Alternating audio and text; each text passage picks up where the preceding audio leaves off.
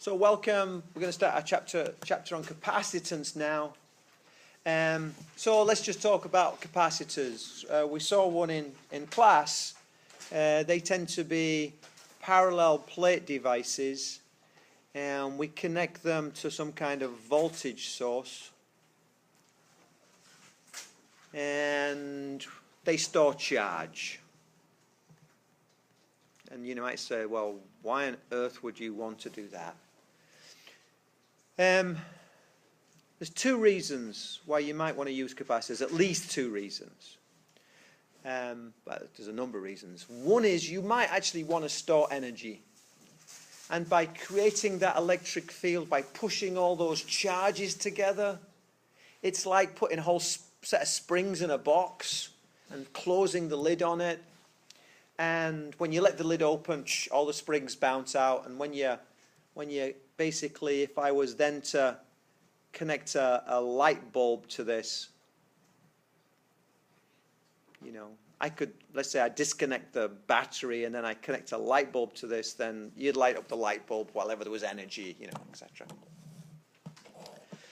Problem, don't store a lot of charge, a battery will store more charge, and there's other ways you can do, like you can do a conversion from an AC source or a power supply and all that. But there might be environmental circumstances where you don't particularly want to put a battery in there, and you know, as long as you don't want to store the energy for a long time, it kind of works okay. And as long as it's not too much energy, it kind of works okay. But in terms of, you know, will we ever drive around with cars which are powered by charged up capacitors? I just don't see that we can get enough energy and store it for long enough. But in principle, it's there, you know. I think the vast majority of capacitors, and you could use a capacitor as part of a circuit to do a timing kind of thing, where you might say, I want this light to turn on when I've done, well, so my first car in the States, I bought it, and it was a Toyota Corolla, and the guy it was used, and the guy that was selling me it kept going on about this like computer he'd had installed, which basically told him when it was time for an oil change, you know. And in those days, 3,000 miles, you had to do the oil change 3,000 miles, and you know, you could really damage a car by not paying attention to the oil changes. So it was one of these safeguards, you know, this will tell you when to do it. So I got the car, and of course, you know, at some point this little light lights. It's a little plastic thing that's stuck on my steering wheel. This little light lights, so. And I go and get the oil changed. I think this is crazy. I've got a little meter on the front that tells me when 3,000 miles is up. I can read. I don't need a light to tell me this. And so, and it got knocked. So it was like, it wasn't really stuck on the steering wheel very well. So in the end, I just disconnected it. And I opened it up and looked inside. And basically, it was a capacitor, a Zener diode, and a lamp. And when the capacitor was charged up by the engine running, and eventually when there was enough charge, because it had been running for long enough, the voltage was great enough that the Zener diode then, you know, put the power through to the lamp. It was like a four-component computer, you know. It was computer rather than device. And that's useful. You can use it as a timing mechanism, you know, how much charge, how much current has flowed, how long has this electrical system been on, I suppose. But I think by far most capacitors are used because they enable transient changes. When I have a power supply,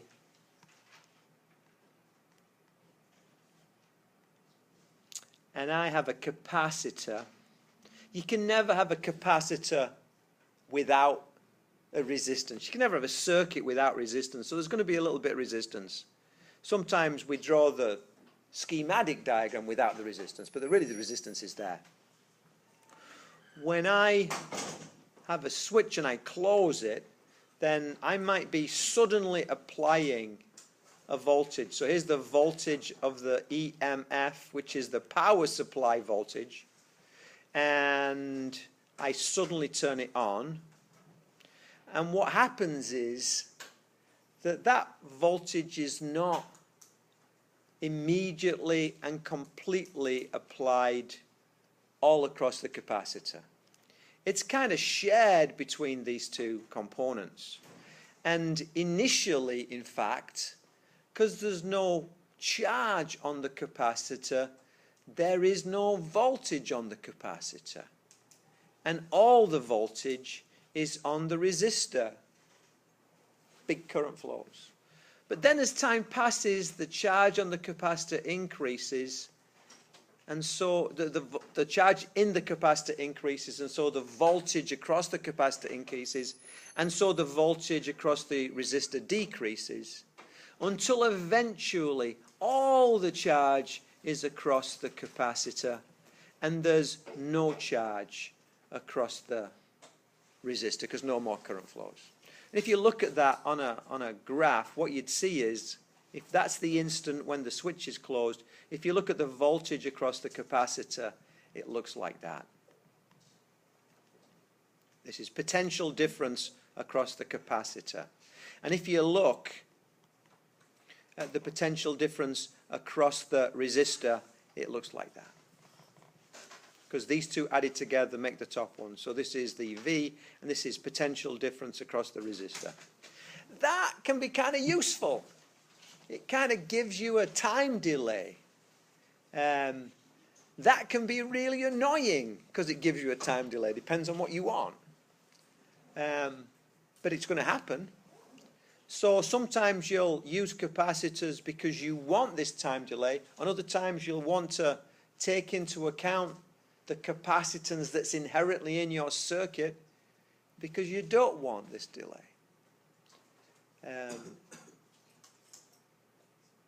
And it actually, you tend to get this big effect a lot in small circuits and a lot in big current circuits. So,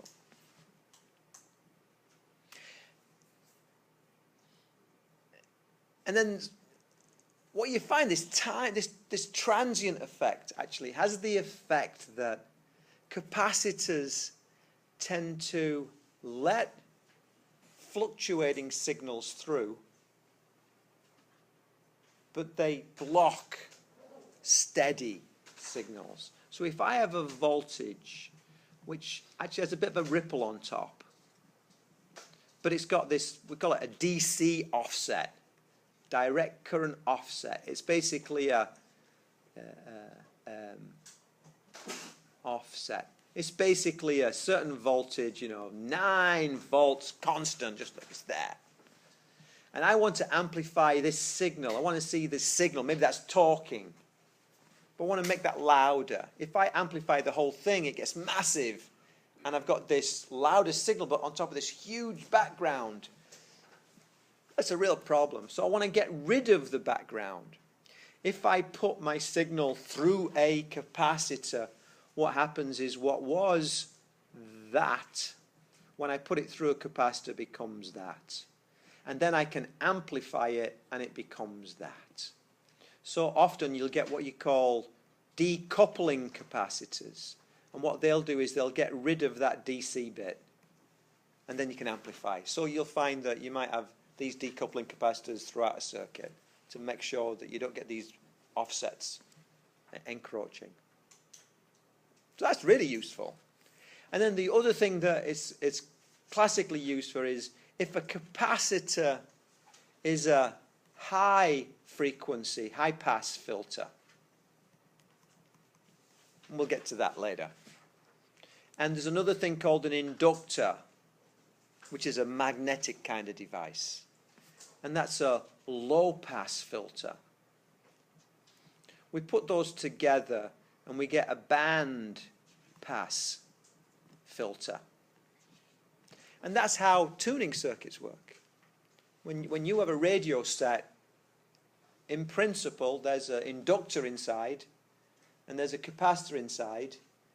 And because the capacitor kills you at low frequencies and the inductor kills you at high frequencies, there's this little sweet spot.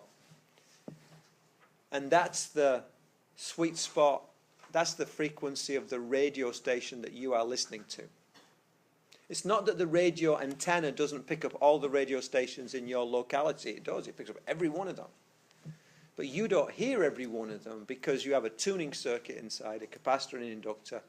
And basically, if the frequencies are lower than you want, by where you've set your capacitor and your inductor, if the frequency is lower than you want, then basically the capacitor bit kills you. You don't get any signal from there. It goes in, but it doesn't get amplified at all. And if you have a radio station that's frequency is too high, then the inductor kills it. So although it's received, it's not amplified. But that radio station that you're tuning on, that's the one at the sweet spot, that's the one that you amplify and you get signal from. So in principle, that's a tuning circuit. Capacitors are really useful for that. So we can use capacitors for energy storage. We can use capacitors for transient effects. We can use a capacitor for decoupling. And we can use a capacitor for tuning.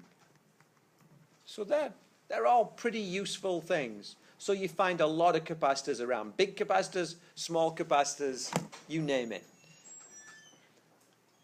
And they tend to, so we need a figure of merit to say what is a big capacitor and what is a small capacitor, because you don't go by volume of the capacitor, because there's different technologies used to make capacitors. So our basic definition, so basically you should have 3 little lines there.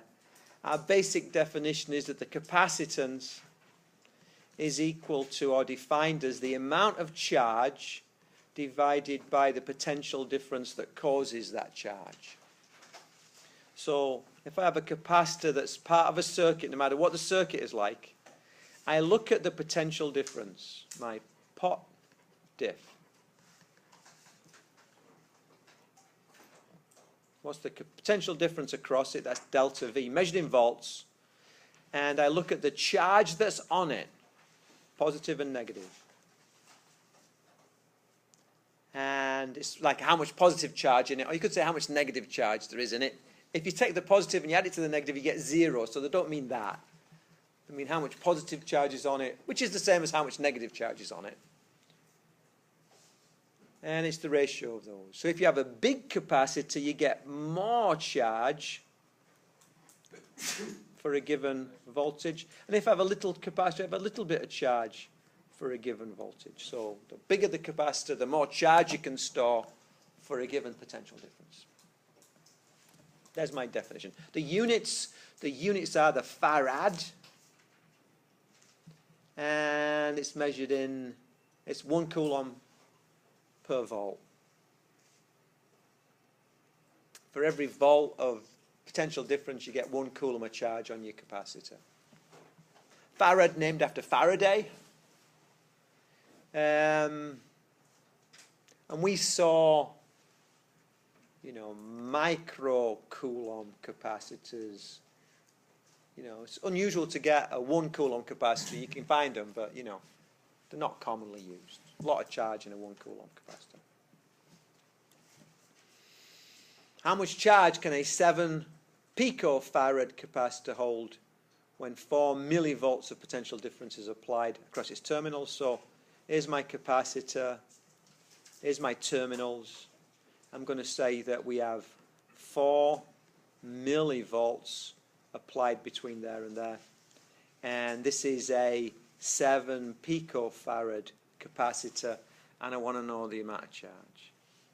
So I say, well, by definition, the charge is defined as the amount of charge over the potential difference. So that means my charge is equal to my capacitance times my potential difference.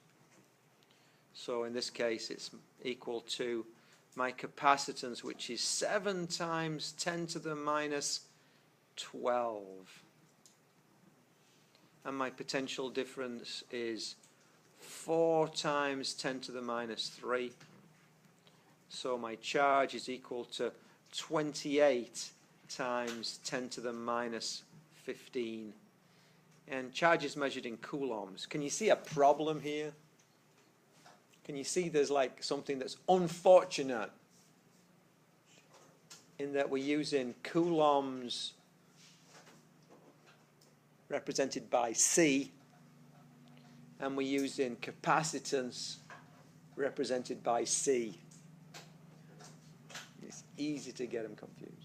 So again, there's nothing wrong with, if you like, make your capacitance C's always look different from your Coulomb C's.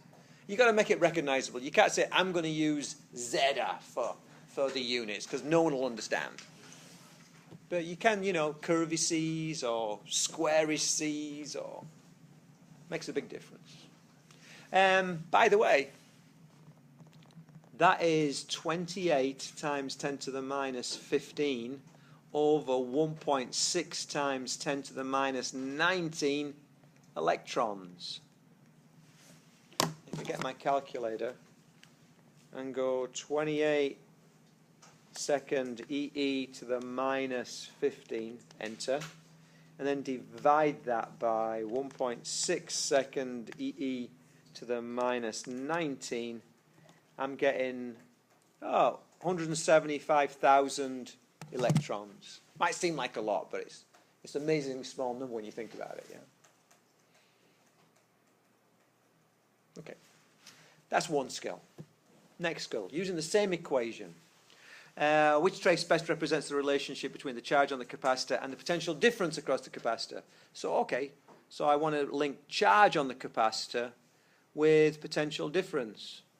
And I'm talking about capacitors. So, oh yeah, okay, my capacitance is defined as my charge over my delta V. But I want to get a graphical relationship, and I have charge here and potential difference there. So let's rearrange this so the y bit is the charge. So we're going to say Q is equal to C delta V. And can anybody tell me, is that linear or is that non-linear? That's linear, and you can get it by saying y is equal to a constant, and for a given capacitor, the capacitance is a constant, x plus b. So people can see it sometimes. Which one would it be? Would it be B or would it be D? It would be D, wouldn't it? And you can get that by saying, well, hold on, if I increase delta V, I'm going to increase Q. So it's going to be D, it's not going to be B. They're both linear, but B's going the wrong way. Okay. Supposing that you didn't spot that, and supposing I asked you to plot a graph, what would you do? This is what I'd do. I'd say, well, okay, there's my relationship in the form that I'm interested in, because the Q is the vertical and the delta V is the horizontal. So I'm going to do a table. I'm going to get Q.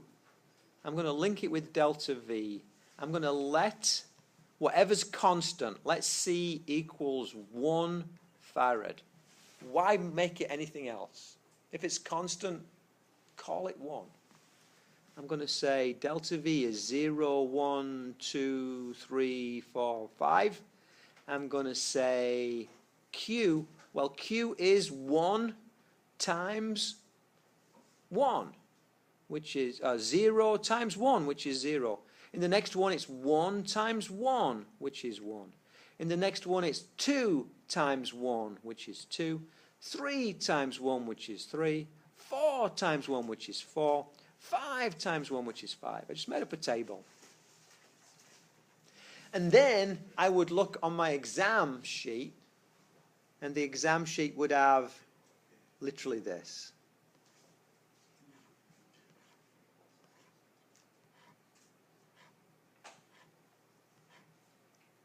And I might, in fact, I probably would put Q and delta V for you. So I would show you that on the exam. And I'd say, plot me it. And what I get back is people say, well, what numbers do you want me to use? And I say, yeah, figure it out. Just plot me it. So I would then go to, if I was a student, I'd go to my table and say, well, it goes from 0 to 5 there. It goes from 0 to 5 there.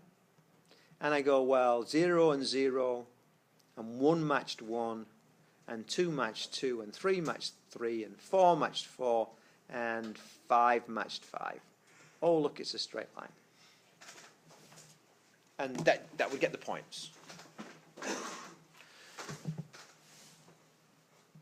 Now, If you happened to say, let's call capacitance 5 farads, then all you'd get is 0, 5, 10, 15, 20, 25 on that vertical axis. If you said let the capacitance equals 2 farads, you'd get 0, 2, 4, 6, 8, 10 on that.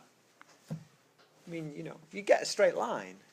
I can figure that out. I'm practiced at this. I can look at your graph and see, are your numbers making sense for what you chose?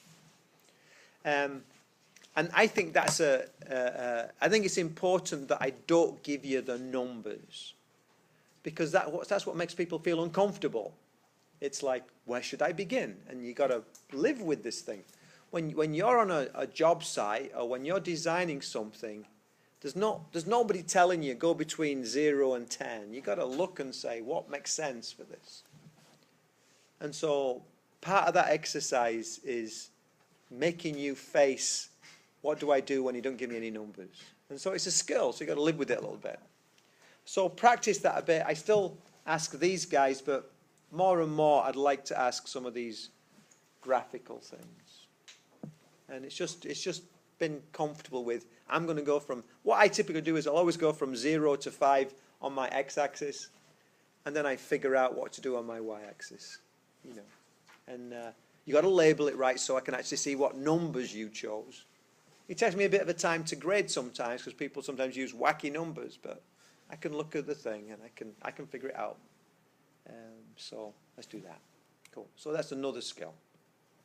And of course I could do the third skill, which is the ratio.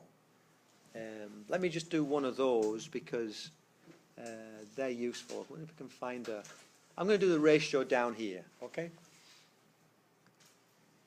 So let's say I give you a capacitor, and the capacitor equals 7 farads. And I say, oh, okay, I want to know the capacitance of another capacitor. So this is the old, and that's the new. But I'll tell you about these two situations. What I found was the charge was 3 times more on the capacitor when the potential difference was half as much. So I have 2 capacitors. I tested the first one. I got a value of 9 farads. On the second one, when I found that the charge was, when I found that I put half as much voltage on it, I got 3 times the charge. What's the value of that capacitance? The first thing you've got to do is you've got to say capacitance is equal to my charge per voltage. So I go new capacitance over old capacitance is equal to new capacitance over 7, because you know it's 7, which equals new charge over new potential difference over old charge over old potential difference. Does that make sense? Yeah? The ratio of 2 left-hand sides must equal the ratio of 2 right-hand sides. So then that equals, well, I don't know what Q was either time, but I know the new one is 3 times bigger than the old one. So let's call it 3 and 1. And I don't know what the potential difference is either time, but I know that the new potential difference is 0.5 compared with the old potential difference, which is 1. And again, I'm not telling you what numbers to use. You could have done a half over 1, or you could have done 1 over 2, or you could have done 5 over 10. As long as the ratio is a half, that's what counts. And I look at that and I get, that's going to be 6. An amazing number of people will tell me the answer is 6. But it's not, because the new capacitance over 7 equals 6. So the new capacitance equals 7 times 6, which equals 42 farads. Yep. So get used to this idea that when you get a new piece of content, which is typically a new equation, I could ask you a word problem about it. I could ask you a graphical problem about it. I could ask you a ratio problem about it. That's the 3 skills. I could ask you conceptual stuff as well, but for any equation, I could ask you those 3 things. I'm clearly not going to ask you a test full of ratio problems. And I'm not going to give you a test where you're doing nothing but plotting graphs. It's mainly going to be doing numerical problems, yeah? But these skills will crop up, so make sure you have the skills so you don't lose the points because you can't do the skill. You know? And again, engineers, you don't always know the numbers, but you know you doubled it and you halved it and you tripled it or whatever. You know that you changed the controls. So that's what I'm kind of getting at with that. Okay, so we have a parallel capacitor. Can we relate its physical structure to the actual capacitance? We've got to visualize it. It's 2 parallel plates. It's not. So we're going to put charges because we're going to put a potential difference. We'll get charges residing on these plates. And what's going to happen is, as we get more and more charge on the plates, they want to be, it's like putting springs into a box. The electric field is going to get more and more intense because we're putting more and more charges on this metal plate. And so it's going to start pushing, electric field is what drives charge, and at some point the plate is going to push back a positive charge just as much as the battery is pushing the positive charge forward. That charge is not going to flow anymore. And so we stop charging our capacitor. So it's easy to get the first charge on, and it's harder to get the second charge on, and it's harder to get the third charge on. It's really hard to get the fourth, and so on. Eventually, you've not got enough energy in your battery to actually get that next charge on there, if you like. You can't make the electric field strong enough to get that charge on there. So you stop charging. Well, if capacitance is the amount of charge per volt potential difference, I can surely increase my capacitance by just increasing the size of the plates. I got more real estate. I bet if I double my plate size, I can double my charge because I've got twice as much real estate. So area should be involved. So I say my capacitance is proportional. If area goes up, then the charge goes up. So capacitance will go with area.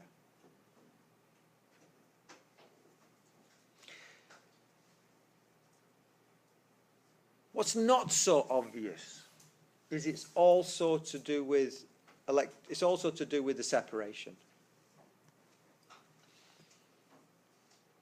Clearly, it must have something to do with separation, because if it has nothing to do with separation, then it can make the capacitors as big or as wide as I like. I could have a plate here and a plate at the back of the room, and it would have the same capacitance as if I put the 2 plates next to each other, and that doesn't make any sense. And if that makes sense, I could have a plate here and a plate in California, which would have the same amount of capacitance. And that clearly doesn't make any sense. So it must depend upon the separation. And it's either going to go up with separation or down with separation. If it goes up with separation, then if I have a plate here and a plate in California, then I have a huge capacitance, which I will clearly notice. And that clearly doesn't happen. So it's going to go the other way, where the capacitance is going to be less as the separation increases. So that means that as capacitance is not proportional to D, it's proportional to at least 1 over D. And then, well, why is it not 1 over D squared? And there, you really get it from the symmetry of the situation. If you have a spherically symmetrical effect taking place, like you have with a charge and a force field around it, then you can justify 1 over D squared. But I don't see that same kind of symmetry here. So it turns out it's 1 over D. And then the last thing is, this has got to work. I want an equal sign, and this has got to work for different units, so I need a constant of proportionality. In the end, you put a constant of proportionality in. And in this case, we call the constant of proportionality epsilon naught. So this is epsilon naught A over D. And that's my basic expression for my capacitance. So this down here is the epsilon, for some reason, didn't get printed out. And that's how you make equations. You know, you basically say, what does it depend upon? And if I increase that, does my answer go up? If I decrease that, does my answer go up? And you decide whether to put it on the top line or the bottom line. And then you look for symmetries. If it's a separation, you look for symmetries. That's how you do equations in physics. That's basically it. And then you put a constant proportionality in. Sometimes the constant proportionality is 1. And you don't recognize it because it's 1. Sometimes it's something you think of as being another parameter, like if I plot force versus acceleration, it's a linear relationship, and my constant proportionality is m, the mass. You know, maybe that's a bad example because you can change m. But sometimes often it's given a fancy name, like, you know, the universal gravitational constant. We did that, didn't we? And we've done, what constant is that? What's Coulomb's constant? We named it after Coulomb, and so on. So, but they usually have one. It turns out that if we have a gap, what happens if we fill it? And it turns out if we fill it with a conductor, then we just shorted out our capacitance, so we got no capacitance left, you know. But if I fill it with an insulator, typically it gives me more capacitance. And that makes sense. If I draw the capacitor from the side,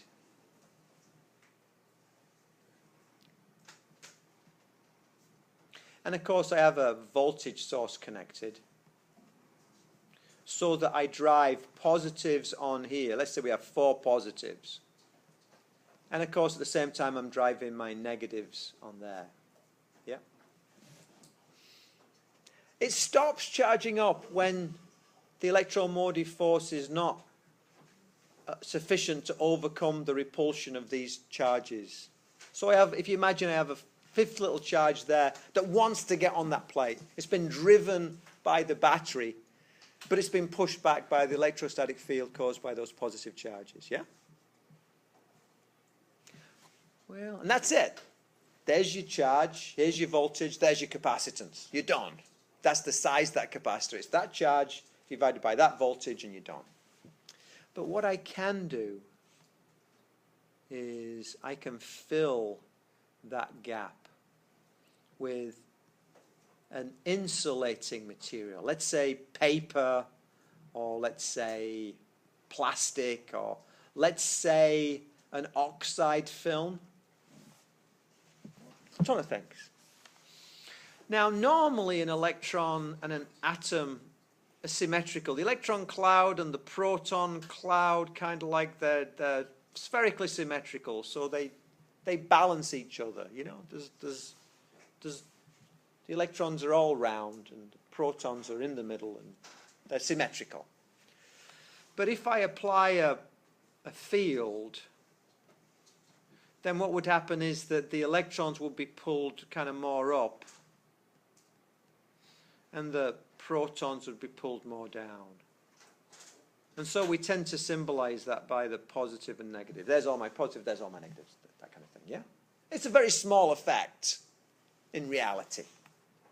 But the fact is the electrons are going to be attracted more towards the positive charge plate, and the protons are going to be attracted more towards the negative charge plate. So if I think about this, my electrons are attracted a bit more towards a positive charge plate, and my positives are attracted a bit more towards my negative charge plate.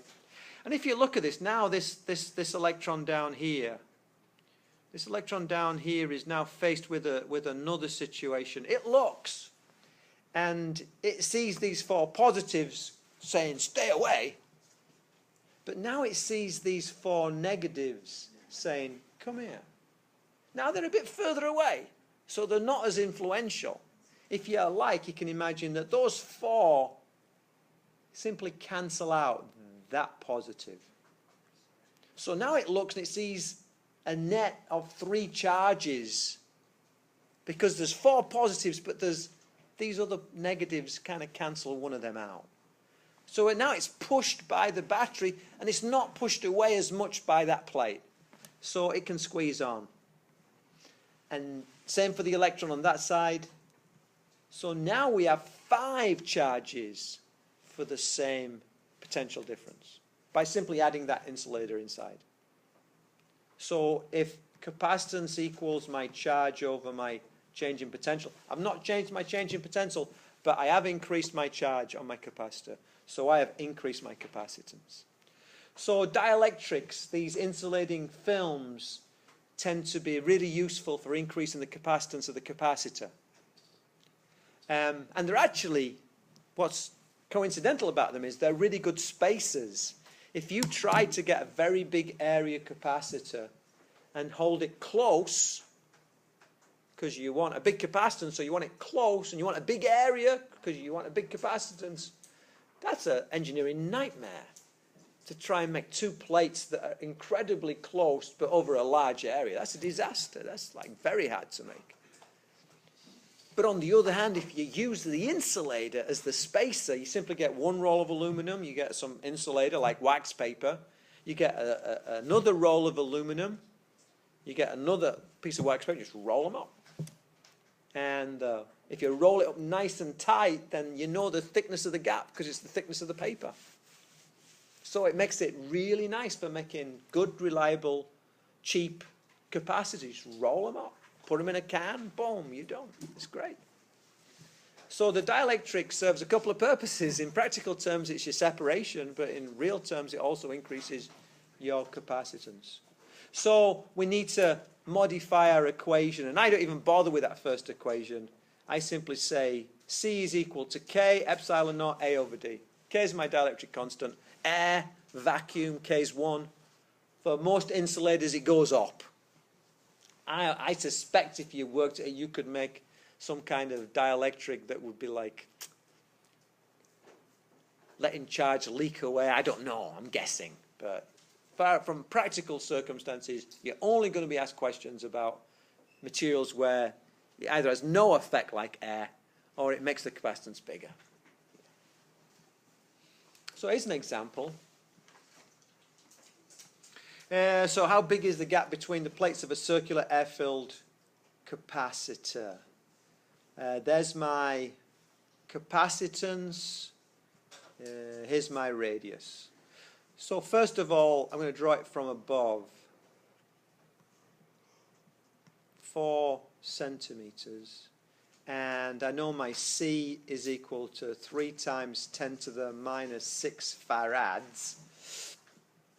And I want to know my area. First thing to realize is that if I had the plates were offset like that, so that I moved the top one to the side, that would be the area in my equation. So although we say the area of the plates, we're really talking about the area of the gap between the plates, the cross-sectional area of that gap. In fact, you can make a capacitor, the old tuning capacitors for radios, where basically you had plates like that.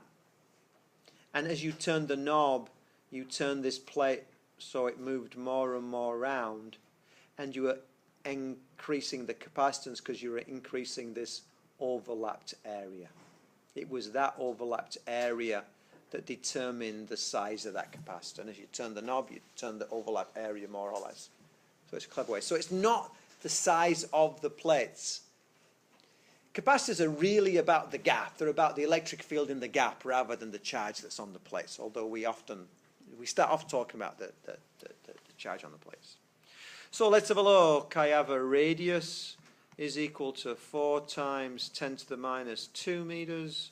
And I want to find D is equal to, I don't know. So let's see. Oh, yeah, I remember. C is equal to K, A, epsilon naught over D. Okay. So then D is equal to K A epsilon naught over C. Is that right? So then we have this equals 1 because air-filled. Air-filled. You don't have to remember any numbers. If it's not air-filled, I'll give you the number. But I want you to know air-filled is 1, just like vacuum. And then A is going to be pi times 4 times 10 to the minus 2 squared. There's my pi r squared. There's my A. I shouldn't have done that because I shouldn't have done that because I'm halfway through my equation. Let's just get rid of that. And then we're going to get epsilon naught. Epsilon naught is 1 over 4 pi. If Ke equals 1 over 4 pi epsilon naught, then epsilon naught is 1 over 4 pi times Ke, which is 9 times 10 to the 9, all over my capacitance, which is 3 times 10 to the minus 6. So let's have a look. Pi 16 times 10 to the minus 4 over 3 times 10 to the minus 6 times 4 pi times 9 times 10 to the 9. So those pi's cancel. 16. So I can say this is equal to 4 times 10 to the minus 4 over 3 9s are 27 times 10 to the 3, which equals 4 over, that's like 4 over 20, whatever that works out to be. 4 divided by 27, so that's going to be 0.148 times 10 to the minus 7, which equals 1.48 times 10 to the minus 8.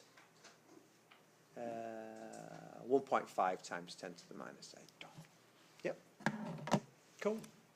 Cool. And, what did I forget? Meters.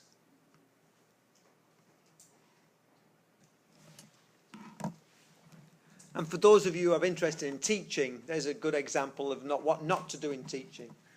There's an old joke about, two students are complaining and one says, every problem my teacher does in class is trivial, and then I get the homework and it's harder, and then I get the test and it's even harder. And, there's a fair amount of truth in that, because what we saw there is an exercise in doing basically powers of 10 and the like, It was basically prefixes. The actual use of the equation is a bit obscured by how much math we had to do. And if I'm trying to introduce the equation to you, I really should have simple numbers so you can see it. Yes? Where did epsilon naught come from again? From the equation. 1 over 4 pi. Oh. 9 times 10. There. Remember we learned that for the... so that 9 times 10 to the 9 is Ke. Yeah, remember that from before? Yeah. Cool. So sometimes, although it might seem like it's unfair that teachers give you the easy question, teachers show you the easy stuff, and then you have to do harder stuff. It's kind of like there's a methodology to it. Every now and then it's nice to do a hard one, just so that, and maybe practice at the end you do harder ones. But I think in the Gauss's law I showed you some of the harder ones. But you introduce the stuff with simple stuff. Let's say that you look at your toolbox and you don't have the capacitance that you want. What can you do? You can add them up. If you want to make a bigger capacitance, then you add them in parallel. If you want to make a smaller capacitance, you add them in series. Remember, also, this might be occurring naturally and you can't do anything about it, but you've got to account for it. So you might have to add them up because you have wires that have capacitance and a box that has capacitance, and it might be in a room that has capacitance. Well, that's a bit exaggerated, but you might have stray capacitance around your circuit, and you've got to account for it. So we've got to learn how to add these things up, and there's two methodologies. One is what's parallel and one's what's series. Parallel. Imagine a point of interest. There's my point of interest, and it's moving through my circuit. Imagine moving your finger, and you get to a point like that. That's called a junction. And now you have several paths that you can take. Those paths are parallel to each other. They're in parallel. Sometimes they don't look it because of the way it's drawn. You've got to play with it to see they're in parallel, but they're in parallel. Whenever you get a branching, you get some parallel bits of the circuit. If you look at this, my point of interest has to go through the first one, and then it must go through the second one, and then it must go through the third one. So they're in series. So if I look at this, I say, well, my basic equation is my capacitance equals my charge over my change in potential. And for these, I can justify this. I justify it down here mathematically. But I can just justify it kind of talking to you about it. Capacitance equals K epsilon naught A over D. Well, I'm not changing my K, and I'm not changing my epsilon naught, and I'm not changing my D, but I am, if you look at this, imagine just shoving all those capacitors so they're touching each other. All the blue plates touch each other, all the red plates touch each other. I've got one capacitance which has got a bigger area. Bigger area makes your capacitance increase. Yeah? More area, more charge. So it makes sense that a parallel capacitor, one that would replace this, a new capacitor that would replace this, is just add up the first plus the second plus the third. You'd add them together. With the series, they get less. Now, I can justify that to some extent. Pieces of wire don't hold any potential difference. They're wires. They don't hold any pressure difference, any potential difference. So I can leave that one alone. I can squish this wire down so the red plate is now touching the blue plate, and that brings the blue plate to there. And I can bring this blue plate and squish it down so it's touching the red plate, and that means that red plate's there. And then, because those plates in the middle are not doing anything, I can remove them. I've not changed the area, but I have changed the separation. And it's an inverse relationship. So it's going to be a smaller capacitance. Does that make sense? And so we say 1 over C series equals 1 over C1 plus 1 over C2 plus 1 over C3.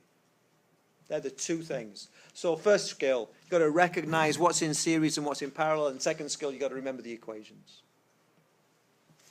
What is the equivalent capacitance of a network that consists of a 3 nanofarad capacitor, 4 nanofarad capacitor, 12 nanofarad capacitor in parallel? So let's draw a little parallel circuit.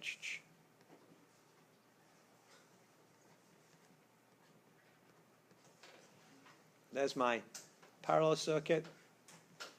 So these are 3 wires joined to one terminal and 3 wires joined to the other terminal with the 3 capacitors connected. I recognize it's parallel. I say C parallel equals C1 plus C2 plus C3 plus, and you can go on as many capacitors as you have.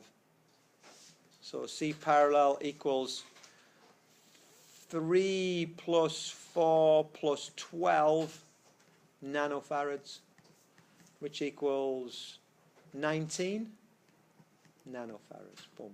Just easily done. You just add them together. Quick check. That answer is bigger than any of the individual capacitors. Clearly, got to be that case. Equivalent capacitance of a network that consists of a 3 nanofarad, 4 nanofarad, 12 nanofarad, 3 nanofarads, 4 nanofarads, 12 nanofarads. Thank you. Since series 1 over C series equals 1 over C1 plus 1 over C2 plus 1 over C3. 1 over C series equals 1 over 3 plus 1 over 4 plus 1 over 12,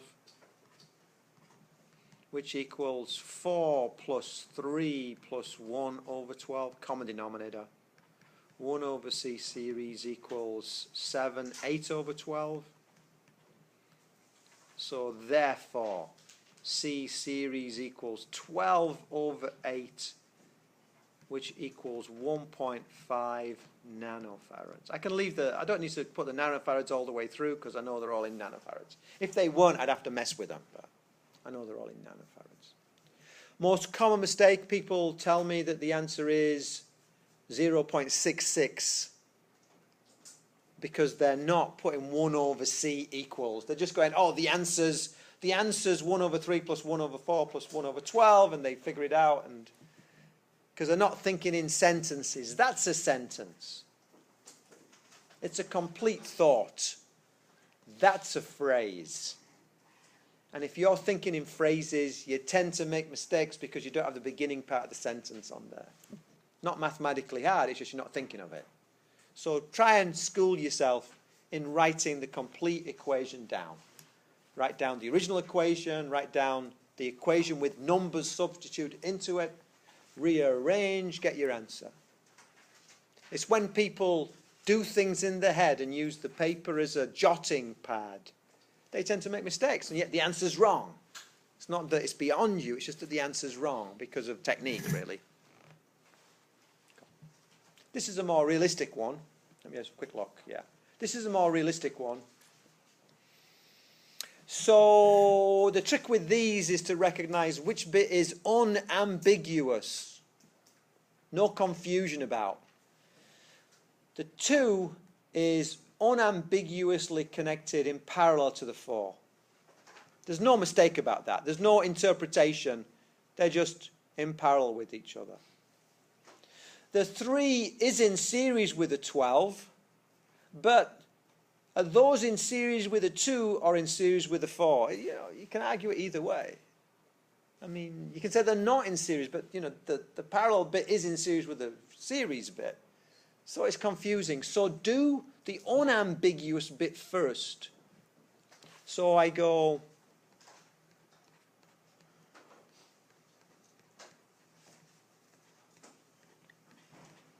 and I go 12, 3, 4, and 2. Parallel.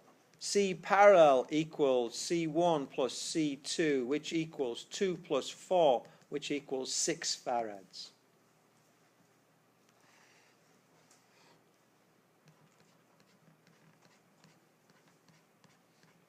Twelve, 3, 6. They're in series. 1 over CS equals 1 over C1 plus 1 over C2 plus 1 over C3. 1 over CS is equal to 1 over 6 plus 1 over 3 plus 1 over 12. 1 over CS is equal to 2 over 12 plus 4 over 12 plus 1 over 12, which equals 7 over 12. CS is equal to 12 over 7, which equals 1.77 of 49, 1.7 farads. Not hard. You just find the unambiguous bit, do it, and then do the other bit. There's another I want to show you.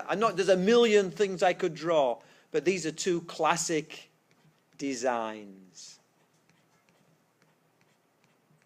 Can you see in this one, those 2 are unambiguously in series. So in this one, you do the series bit, and then you do the parallel. Whereas in this one, you did the parallel, and then you did the series. That's the skill you gotta get.